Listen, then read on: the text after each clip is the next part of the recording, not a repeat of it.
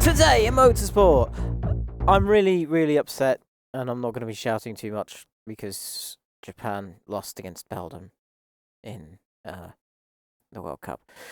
But at least they won Le Mans! The French Grand Prix happened, and it made me want to kill myself. Talk about an unwanted return. And I have no fucking idea what happened in MotoGP. Can't you tell it's been a while?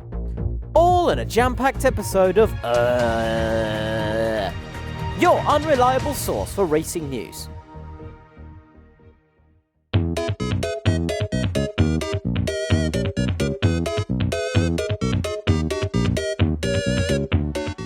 In the world of Formula, the 2018 24 Hours of Le Mans, redemption finally made its way to the Japanese constructors known as Toyota GAZOO Racing. As not only did they win the race 1-2 from the disgusting second-tier privateer peasants, but they led the entire race with little to no difficulty. But that didn't stop uninformed, tone-deaf dickheads from saying that Toyota's win wasn't a challenging one, and I will get to them later. But first, let's get through the rest of the leaderboards. The privateers were led by the two Rebellion cars, taking 3rd and 4th, followed by the Signatech Alpine 36 car being the LMP2 winner, as most of the LMP1s had crashed out or had gone out with different problems. The LMGTE Pro category was won by the two Porsche GT cars, the winner of the two being the super sexy Porsche 917 Pink Big Tribute car, followed by the Rossmann's Porsche 956 Tribute. Third place ended up being given to the Ford Chip Ganassi USA team consisting of Joey Hand, Dirk Müller and Sebastian Bourdais, while the GTAM class was won by the number 77 Dempsey Proton Racing Machine, the only sport you'll see the 77 winning without anything bad happening to it. Now, I mentioned about 2 minutes ago that some people were tone deaf during the race. A lot of people weren't giving Toyota the credit they deserve for winning the race because the rest of the competition weren't as competitive as they wanted it to be. Firstly, have you ever watched Le Mans before? Or at least did some research beforehand? This is one of, if not the hardest race in the world. Not only do the team have to create the most technologically advanced cars in the world, they have to make more than one most times, which costs millions upon millions of euros. And lots of teams that rake in the money never get to see the car even get to Le Mans, let alone finish the damn thing. Le Mans should never be considered easy, and putting the rest of the competition as a walk in the park only means you don't know shit and you're trying to garner attention. You twat. Also, this kind of dominance isn't anything new in endurance racing. Audi's unbelievable domination, which lasted nearly 15 years, may I remind you, only started in 2000. And there was a long phase where Audi were the only works team in the business. And if we go slightly further back, you have Porsche, who have won more Le Mans 24-hour races than anyone else. 2 decades of dominance in 4 different cars. The Porsche 917K, the Porsche 936, the Porsche 956, and the Porsche 962. And yet we give them a pass because they're the most successful. Audi updated their cars every few years just to stick it to the privateers who had no money. And with the team of Audi and Mr. Le Mans himself, Tom Christensen, they were unstoppable for the longest time. Toyota's been grinding for a Le Mans win a lot longer than the majority of people would like to admit.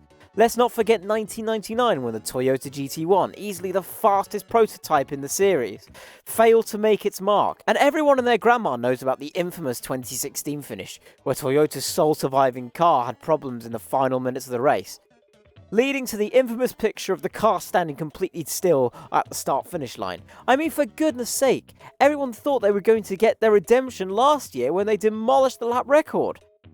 They had been leading for 10 hours until both the leading Toyotas had problems within 15 minutes of each other because of a communication issue in the pits.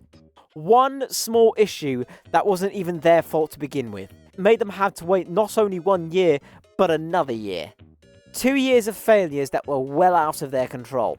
Toyota not only deserve this win as much as anyone else does, but they deserve it way much more than any other team does.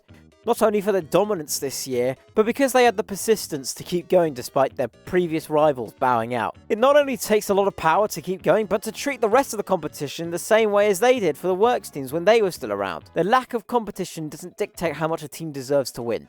And this applies to every motorsport. Mercedes deserve every WDC and WCC they've had because of their persistent and incredible hard work.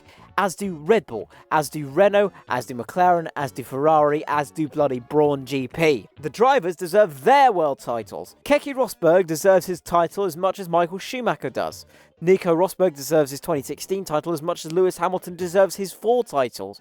There's no such thing as an undeserving winner.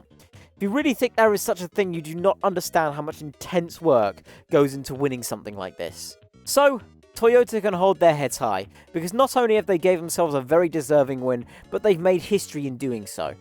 Kazuki Nakajima is the first ever Japanese Le Mans 24 Hours winner, and that's going to be in the record books forever. And nothing can change that. Not even Kamui Kobayashi changing his nationality to Monegasque because he doesn't give a shit. If he had won, he still would have been in the same boat. The last 2 years of motorsport have been some of the best in Japanese history, because the country of Japan now has 2/3 of the Triple Crown of motorsport. Only 13 drivers have had 2/3 of the Triple Crown, and Japan, as a country, got 2 of those in 2 years. AJ Foyt had to win 3 Indy 500s before he won Le Mans. Juan Pablo Montoya got his 2/3 in 4 years. Japan, as a competitive motorsports country, has done what Tazio Nuvolari did in the same amount of time 85 years ago. This is one of the most important years for Japanese motorsport ever, and no tone-deaf motorsport website arsehole can tell you otherwise. I'm so proud of you, Toyota.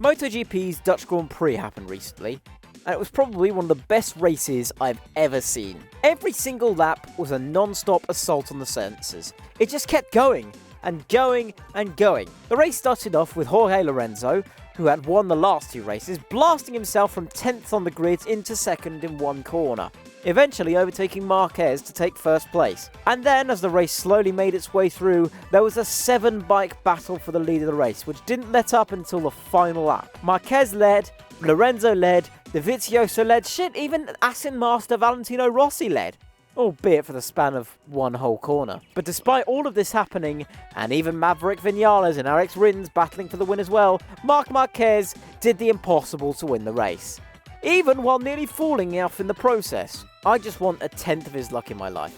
I'd be much, much happier. Also, Rossi and Lorenzo bumped into each other, which might have made somewhat of a difference, but I'm not sure. Didn't make the race any less boring.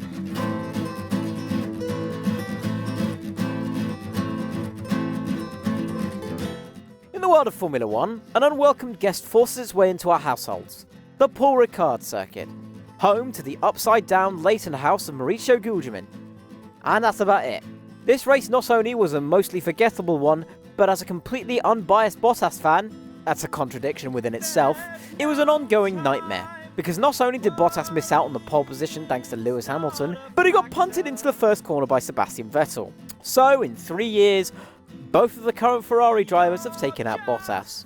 One in the first lap, and the other in the last lap. And to add insult to injury, Vettel finished the race ahead of Bottas due to Bottas' floor being damaged.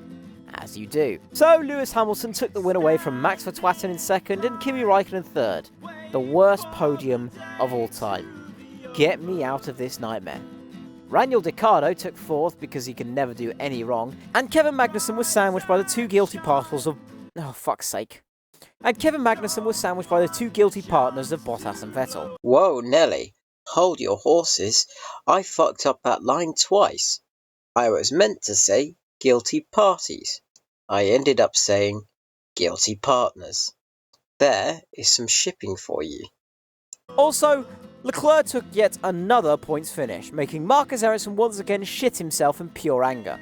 But that's not even the funniest part of the race. The funniest part, and this will tell you how forgettable this race ended up, Romain Grosjean once again finishing outside of the points, which is already a step up from the majority of his races, because at least this time he finished 11th. Magnussen has 27 points. Yeah, that's pretty bad. And in the Austrian Grand Prix, Bottas got pole, Vettel got a 3-place grid penalty for blocking a car, but people insisted that because he didn't mean it, it shouldn't count. That makes zero sense. You block someone, you should get punished for it. Anyway, Bottas got pole, and then lost it in the first lap. But he took back 2 of the 3 places he lost in a ridiculously good outside overtake. But that didn't matter because he had problems and went out. Verstappen won the race.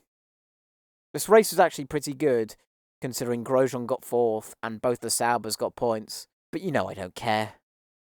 I'm going to cry myself to sleep now. So that's about it. I don't care how short this video ends up being. I'm just glad I got a video out. I'm an angry and tired boy, and they definitely don't mix. So if you want to support me in my creating endeavors, consider donating to my Ko-fi and PayPal. Any donation is great, and if you want to listen to my music, check out my Bandcamp. You know the usual stuff, alright? I'm going to have an angry sleep. I think it's good for me. Good night.